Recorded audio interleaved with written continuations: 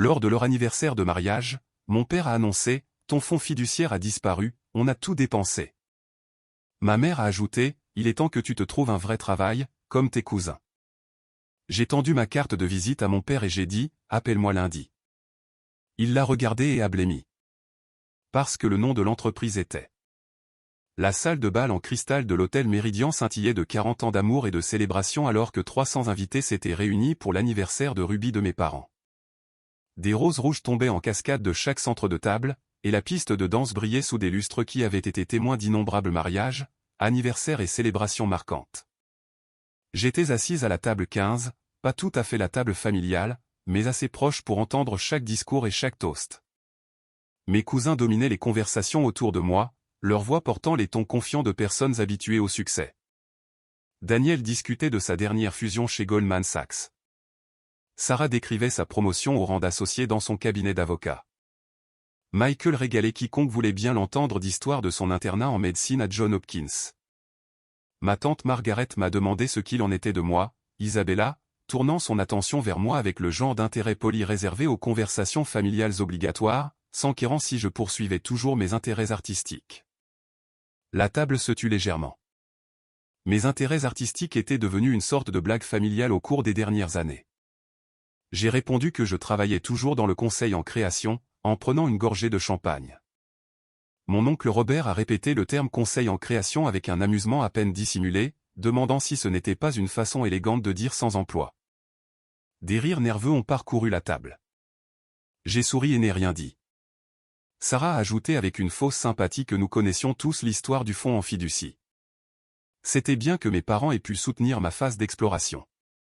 D'autres regards entendus. Mon fonds en fiducie avait en effet financé mon style de vie au cours des 8 dernières années, mais pas de la manière que ma famille imaginait. La sœur de ma mère, Diane, a expliqué à son compagnon de table qu'Isabelle avait toujours été l'artiste de la famille, que les types créatifs mettent souvent plus de temps à trouver leur voie. Daniel a marmonné que certains ne la trouvent jamais, s'attirant un regard sévère de sa mère. La conversation s'est orientée vers des sujets plus sûrs. Les plans de mariage de Daniel, la carrière d'associé de Sarah, la publication de recherches de Michael. J'ai repris mon rôle de membre talentueux mais peu pratique de la jeune génération de la famille, celui qui avait choisi la créativité plutôt que le commerce et en payait le prix prévisible. Ce qu'aucun d'eux ne savait, c'est que mes intérêts artistiques avaient généré plus de revenus au cours des 5 dernières années que toute leur carrière combinée. Alors qu'ils me voyaient comme l'enfant du fonds en fiducie qui s'essayait à des activités créatives, j'avais en fait bâti Sterling Creative Solutions pour en faire la société de conseil en images de marque la plus recherchée de la côte ouest. Ma liste de clients se lisait comme un annuaire du Fortune 500, Apple, Netflix, Tesla, Google, Amazon. Lorsque de grandes entreprises avaient besoin de redorer leur image de marque, de lancer de nouveaux produits ou de se remettre de désastres en matière de relations publiques, elles appelaient Sterling Creative Solutions. Lorsque des startups technologiques avaient besoin de se transformer d'opérations de garage en entreprises valant des milliards de dollars, elles nous engageaient pour façonner leur identité publique. Mais j'opérais sous le nom commercial Sterling Creative Solutions, et je gardais délibérément ma participation personnelle privée. Ma famille me voyait assister à des cours d'art et à des ateliers créatifs sans se rendre compte qu'il s'agissait de réunions de clients et de sessions de stratégie avec les marques les plus puissantes du monde. La voix du disque jockey a retenti dans la salle de bal, invitant tout le monde à accueillir Robert et Catherine Williams pour leur discours d'anniversaire. Les applaudissements ont rempli la salle alors que mes parents montaient sur la petite estrade à l'avant de la salle de bal. Papa était distingué dans son smoking noir. Maman rayonnante dans sa robe bordeaux. 40 ans de mariage leur avaient bien réussi. Papa a commencé, sa voix portant facilement à travers la foule, remerciant tout le monde de célébrer cette étape importante avec eux. Il a ajouté que Catherine et lui avaient eu la chance de vivre un voyage incroyable ensemble. D'autres applaudissements. Je regardais depuis ma table, sincèrement heureuse de leur célébration, malgré la dynamique familiale qui m'avait placé à la périphérie plutôt qu'au centre de leur fierté. Maman a continué, prenant le micro, disant qu'ils avaient élevé 3 merveilleux enfants. Notre aîné Richard, qui ne pouvait pas être là ce soir en raison de son déploiement à l'étranger, sert notre pays avec honneur dans l'armée de l'air. Des murmures fiers de la foule. La carrière militaire de Richard avait toujours été une source de fierté familiale. Notre deuxième enfant, Amanda, a bâti un cabinet dentaire prospère et nous a donné 2 beaux petits-enfants. Amanda a salué de la table 2, rayonnante d'une reconnaissance bien méritée. Et notre cadette, Isabella. Maman a fait une pause, regardant dans ma direction. Elle a dit qu'Isabella avait toujours suivi son propre chemin. C'était la façon diplomatique de maman de me reconnaître sans vraiment louer quoi que ce soit de spécifique. Cependant, le ton de papa a changé, devenant plus sérieux. Il a dit que la célébration de ce soir ne consistait pas seulement à regarder en arrière, mais aussi à regarder vers l'avant et à faire quelques annonces familiales importantes. J'ai senti un œuf familier se former dans mon estomac. Les annonces familiales étaient rarement de bonnes nouvelles pour moi. Papa a continué, disant que comme beaucoup le savaient, ils avaient eu la chance de fournir des fonds en fiducie à leurs enfants, les aidant à commencer leur vie d'adulte avec une sécurité financière. Plusieurs parents ont hoché la tête en signe d'approbation. Les fonds en fiducie de la famille Williams étaient un sujet de fierté, représentant le succès de papa en affaires et son engagement envers l'avenir de ses enfants. Richard a utilisé son fonds en fiducie pour acheter sa première maison avant son déploiement militaire. Amanda a utilisé le sien pour créer son cabinet dentaire. D'autres murmures d'appréciation de la foule. Papa a dit qu'Isabella avait utilisé le sien pour poursuivre ses intérêts artistiques au cours des 8 dernières années. L'expression « intérêts artistiques » portait juste assez d'emphase pour qu'il soit clair que c'était différent des investissements pratiques de ses frères et sœurs. Cependant, la voix de papa est devenue plus ferme. Il a annoncé que Catherine et lui avaient pris une décision difficile concernant le soutien financier d'Isabella. La salle de bal est tombée dans le silence. 300 personnes ont tourné leur attention vers le drame familial qui était sur le point de se dérouler. À leur anniversaire, papa a annoncé que mon fonds en fiducie avait disparu, qu'il l'avait entièrement dépensé. Des halètements ont parcouru la foule. J'ai senti tous les yeux de la salle se tourner vers moi. Papa a poursuivi, sa voix portant à travers la salle de bal désormais silencieuse, expliquant qu'ils avaient liquidé le fonds en fiducie restant d'Isabella pour couvrir des frais médicaux imprévus et des rénovations de la maison. À 29 ans, il était temps pour elle de devenir financièrement indépendante. Maman a ajouté qu'il était temps de trouver un vrai travail comme mes cousins. Les mots ont frappé la foule comme un coup physique. Quelqu'un à la table 8 a visiblement grincé des dents. Tante Margaret a couvert sa bouche en état de choc. Maman a continué, disant qu'ils aimaient Isabella tendrement, mais que 8 ans de financement de son exploration artistique avaient été assez longs. Elle devait rejoindre le monde réel et se construire une carrière pratique comme ses cousins. Je suis resté assise en silence, traitant cette intervention financière très publique pendant que 300 invités assistaient à la tentative d'amour vache de ma famille. La voix de papa a retenti dans la salle de bal, disant qu'il savait que cela semblait dur, mais que c'était pour mon propre bien.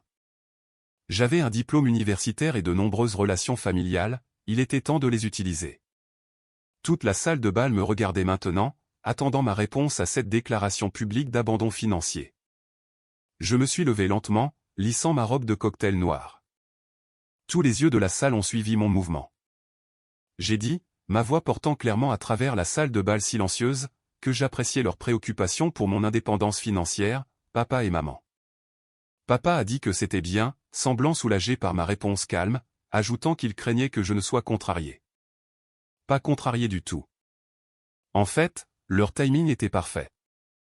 J'ai fouillé dans ma petite pochette de soirée et j'en ai sorti une carte de visite. J'ai tendu à papa ma carte de visite et lui ai dit de m'appeler lundi. Papa a semblé confus mais a accepté la carte. La foule a regardé pendant qu'il la lisait. Il l'a regardée et est devenu pâle. Maman a demandé ce qu'il y avait, Robert, remarquant son changement soudain de couleur. La main de papa tremblait en tenant la carte. Parce que le nom de l'entreprise était la voix de papa s'est éteinte alors qu'il lisait à voix haute Sterling Creative Solutions, président-directeur général Isabella Williams. La salle de bal a éclaté en chuchotements confus. Mon oncle Robert a répété Sterling Creative Solutions, disant que c'était l'entreprise qui avait refait l'image de marque de toute la division des jeux de Microsoft. Et le réseau de recharge de Tesla, a ajouté faiblement Daniel. Ils se sont occupés de la campagne d'expansion internationale de Netflix, a dit Sarah, sa voix à peine audible. J'ai souri au visage choqué de ma famille. La voix de papa était à peine un murmure quand il a demandé si je leur disais que je possédais Sterling Creative Solutions. Je l'ai fondé il y a 8 ans. Nous sommes maintenant la plus grande société de conseil en images de marque indépendante de la côte ouest. Mais tu vis si modestement, a protesté maman. Je vis selon mes valeurs, pas selon mon solde bancaire. Mon solde bancaire? A répété faiblement papa. L'année dernière, Sterling Creative Solutions a généré 47 millions de dollars de revenus. Ma valeur nette personnelle est d'environ 38 millions de dollars. La salle de bal était complètement silencieuse, à l'exception de la douce musique de fond qui continuait de jouer malgré le drame familial qui se déroulait sur scène. 38 millions, la voix de tante Margaret a traversé la pièce. C'est une estimation prudente. Notre contrat avec Apple à lui seul vaut 15 millions sur 3 ans. Apple. La confiance de Daniel en matière de banque d'investissement s'était complètement évaporée. Nous avons repensé toute leur expérience de vente au détail l'année dernière. Les nouvelles dispositions de magasins que vous avez vues sont basées sur notre recherche en psychologie de la marque. J'ai regardé autour de moi les 300 visages stupéfaits dans la salle de bal, le rafraîchissement de la page d'accueil de Google, la nouvelle interface du marché d'Amazon, l'expérience des stations de recharge de Tesla, tous des projets de Sterling Creative Solutions. Mais tu n'as jamais rien dit, a commencé maman. J'ai essayé de vous le dire. Souvenez-vous à Noël dernier quand j'ai mentionné travailler sur l'identité visuelle d'un grand client technologique? Il a dit que cela ressemblait à jouer avec les couleurs et a suggéré que je considère un vrai travail de conception graphique. Papa a visiblement tressailli. Souvenez-vous quand j'ai proposé d'aider à refaire le marketing du cabinet dentaire d'Amanda? Vous avez dit que la famille ne devrait pas mélanger les affaires et les faveurs. Amanda avait l'air de pouvoir s'évanouir. Chaque fois que j'essayais de partager mon travail réel, vous le rejetiez comme des projets de loisirs ou du badinage artistique.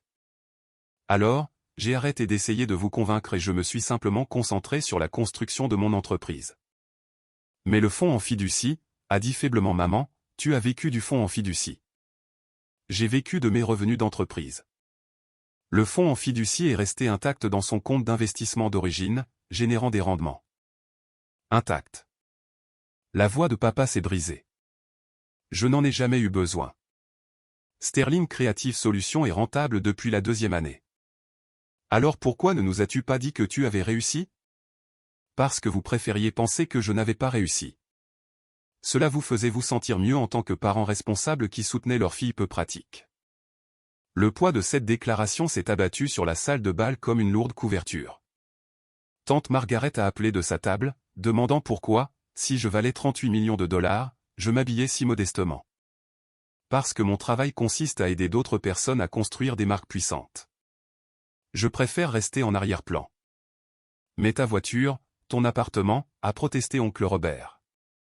Ma voiture est une Tesla Model S que j'ai obtenue directement du président-directeur général de Tesla après que nous ayons terminé leur refonte de marque.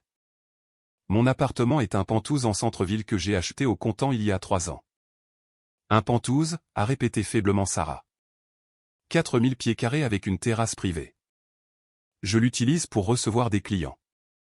Alors où vis-tu au quotidien? A demandé Daniel. J'ai des maisons à San Francisco, Los Angeles et New York. Je voyage fréquemment pour le travail des clients. Le silence dans la salle de bal était assourdissant. La voix de papa était à peine audible quand il m'a demandé ce que je voulais dire quand j'avais dit de m'appeler lundi. Je voulais dire d'appeler mon bureau si vous souhaitiez discuter d'opportunités commerciales. Sterling Creative Solutions est toujours à la recherche de partenariats stratégiques. Des partenariats stratégiques? Papa, tu as dirigé une entreprise de fabrication prospère pendant 30 ans. Nous pourrions vous aider à moderniser votre marque pour les marchés actuels et à élargir votre clientèle. Tu veux aider mon entreprise? Je voulais aider votre entreprise depuis des années. Mais chaque fois que j'offrais des conseils stratégiques, vous disiez que je ne comprenais pas les vraies affaires. Papa a de nouveau regardé la carte de visite, lisant l'adresse. Cette adresse, c'est la Sterling Tower au centre-ville. Nous possédons le bâtiment. Les étages 12 à 15 sont occupés par Sterling Creative Solutions. Le reste, nous le louons à d'autres entreprises créatives. Vous possédez la Sterling Tower? La voix de maman était faible.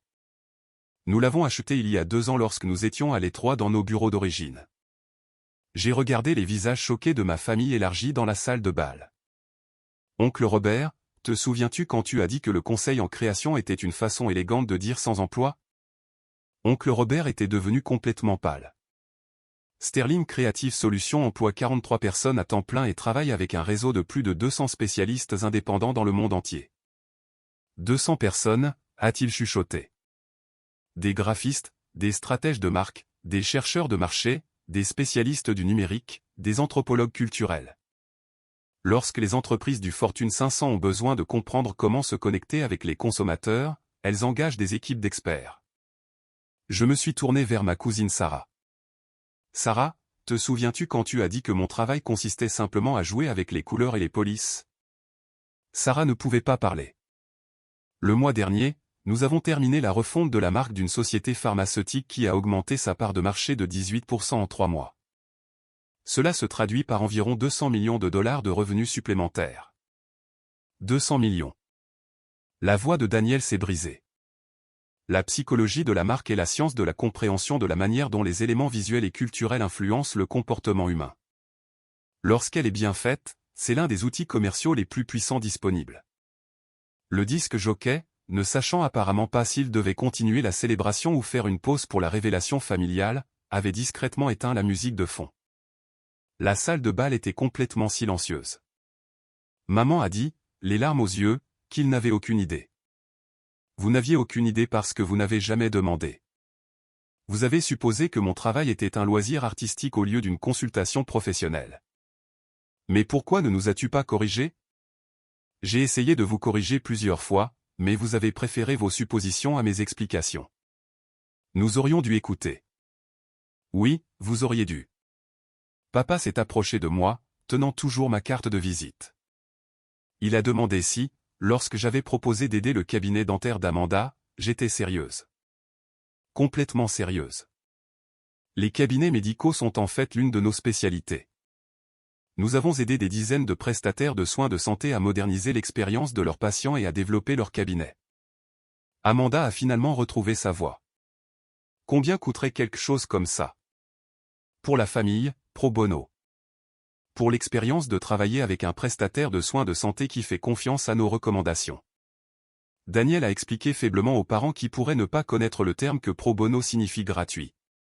Je sais ce que signifie pro bono, ai-je dit avec un léger sourire. Je sais aussi ce que signifie la famille, même lorsque la famille n'agit pas toujours comme une famille. Oncle Robert a dit, la voix tremblante, qu'il me devait des excuses. Pourquoi spécifiquement? Pour avoir fait des blagues sur ma carrière sans comprendre ce qu'était réellement ma carrière. Et pour avoir supposé que je n'avais pas de succès sans jamais poser de questions sur mon succès. Merci d'avoir dit ça. La salle de bal commençait à bourdonner de conversations tranquilles alors que les invités digéraient cette révélation et partageaient leur propre connaissance des projets de haut niveau de Sterling Creative Solutions. Papa a dit dans le micro, sa voix plus forte maintenant, qu'il pensait qu'il devait revoir leur annonce familiale. La foule s'est de nouveau calmée. Il semble que notre fille Isabella n'a pas besoin d'un fonds en fiducie car elle a construit son propre empire. Des rires nerveux ont parcouru la foule et il semble que nous lui devons des excuses importantes pour ne pas avoir reconnu ses réalisations. Maman a dit, prenant le micro, en m'appelant Robert et en me demandant de les rejoindre là-haut. Je me suis dirigé vers la petite scène, consciente des 300 perdus qui suivaient mon mouvement. Maman a dit, s'adressant à la fois à moi et à la foule, en me demandant si je serais d'accord pour dire à tout le monde ce que je faisais réellement comme travail. Parce qu'apparemment, il se trompait depuis 8 ans. J'ai pris le micro, regardant la salle de bal remplie de familles et d'amis qui venaient d'assister à la remise en question publique de ma viabilité financière par mes parents. J'ai commencé en disant que j'étais la fondatrice et présidente directrice générale de Sterling Creative Solutions. Nous aidons les grandes entreprises et les entreprises émergentes à développer des identités de marque qui se connectent avec les consommateurs sur les plans émotionnels et psychologiques. J'ai fait une pause pour rassembler mes pensées. Notre travail combine la recherche de marché, l'analyse culturelle, la psychologie du design et la planification stratégique pour créer des marques qui ne sont pas seulement belles, mais qui influencent réellement le comportement et génèrent des résultats commerciaux. Quelqu'un a demandé depuis la foule si je pouvais donner un exemple. L'année dernière, nous avons travaillé avec une start-up technologique qui avait du mal à se différencier sur un marché encombré. 6 mois après la mise en œuvre de notre stratégie de marque, ils ont obtenu 40 millions de dollars de financement de série B et ont été acquis par Google pour 200 millions. Des murmures impressionnés ont circulé dans la salle de bal. Nous avons également travaillé avec un détaillant traditionnel qui perdait des parts de marché au profit de concurrents en ligne. Notre recherche culturelle a identifié des déclencheurs émotionnels spécifiques que leur groupe démographique cible valorisait. Dans les 8 mois suivant le lancement de leur nouvelle identité de marque, leurs revenus ont augmenté de 35%. Tante Margaret a demandé comment j'avais appris à faire ce genre de travail. Une combinaison d'éducation formelle, d'expérience pratique et d'intuition naturelle sur la psychologie humaine. J'ai des diplômes en marketing et en psychologie comportementale, plus 8 ans de travail direct avec les consommateurs et les cadres pour comprendre ce qui motive la prise de décision. Oncle Robert a demandé, semblant toujours hébété, si c'était un travail rentable. Très rentable. Les entreprises paient des honoraires substantiels pour un travail qui a un impact direct sur leurs revenus. Nos plus petits projets commencent à 50 000 $. Nos plus gros contrats se chiffrent en millions. Millions, a répété Sarah. Notre contrat de 3 ans avec Netflix valait 12 millions de $. Nous négocions actuellement un contrat de 15 millions de $ avec Amazon pour leur stratégie de marque d'expansion internationale. La salle de bal était de nouveau complètement silencieuse. Papa a dit qu'il sentait qu'il devait me demander pardon. Pourquoi? Pour avoir passé 8 ans à me traiter comme un fardeau financier alors que j'étais en fait plus prospère que n'importe qui d'autre dans notre famille. Papa, tu n'as pas besoin de t'excuser de ne pas connaître mon succès. Tu dois t'excuser de m'avoir maltraité sur la base de tes suppositions sur mon manque de succès. Je m'excuse pour cela. Sincèrement. Merci. Et maman a ajouté qu'il n'aurait jamais dû annoncer ma situation financière publiquement comme ça.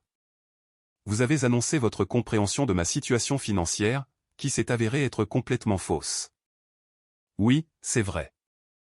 J'ai regardé la salle de bal remplie de parents qui avaient passé des années à regarder mes parents s'inquiéter de mes choix de carrière peu pratiques. J'ai dit dans le micro que je pensais qu'il y avait eu un malentendu sur ce à quoi ressemble le succès. Ma famille a supposé que parce que je n'affiche pas la richesse de manière traditionnelle, je ne devais pas avoir de richesse. Parce que je travaille dans des domaines créatifs, mon travail ne devait pas être précieux. Parce que je vis tranquillement, je ne devais pas avoir de réalisation importante. J'ai fait une pause, établissant un contact visuel avec divers membres de la famille. Mais certaines des personnes les plus prospères au monde vivent modestement, travaillent dans des industries créatives et préfèrent la substance au spectacle. Ma valeur nette est plus élevée que celle de la plupart des gens dans cette pièce, mais ma priorité a toujours été de construire quelque chose de significatif plutôt que d'afficher quelque chose d'impressionnant. Daniel a demandé ce qui m'avait fait choisir cette approche. J'ai appris très tôt que lorsque les gens savent que vous êtes riche, ils vous traitent différemment. Certains deviennent rancuniers, d'autres deviennent opportunistes, la plupart deviennent moins authentiques.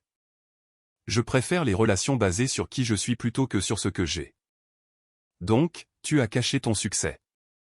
J'ai vécu selon mes valeurs au lieu des attentes des autres. Papa s'est avancé et m'a pris la main. Il m'a demandé si je serais prête à pardonner à mes parents démodés de ne pas avoir compris mon approche très moderne du succès. Je serais prête à construire une meilleure relation à l'avenir. À quoi cela ressemblerait-il? Cela ressemblerait à ce que vous me posiez des questions sur mon travail au lieu de supposer que vous le comprenez. Cela ressemblerait à ce que vous respectiez mes choix même lorsqu'ils sont différents des approches traditionnelles. Cela ressemblerait à ce que vous me traitiez comme une adulte accomplie au lieu d'une enfant en difficulté. Maman a dit rapidement qu'il pouvait le faire. Papa a ajouté qu'il voulait le faire. Alors commençons ce soir. J'ai rendu le micro à papa et je suis descendu de la scène.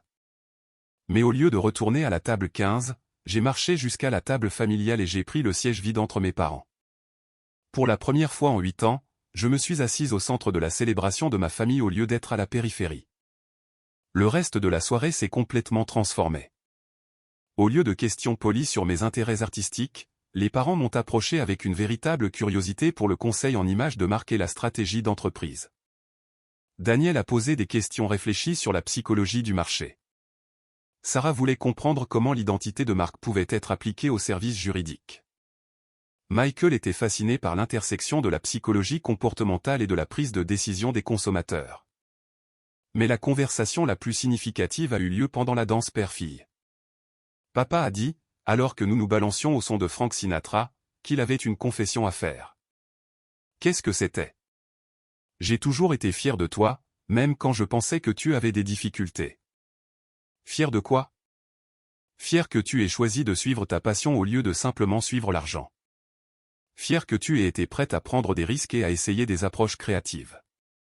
Fier que tu sois resté fidèle à toi-même même lorsque nous te pressions d'être plus conventionnel.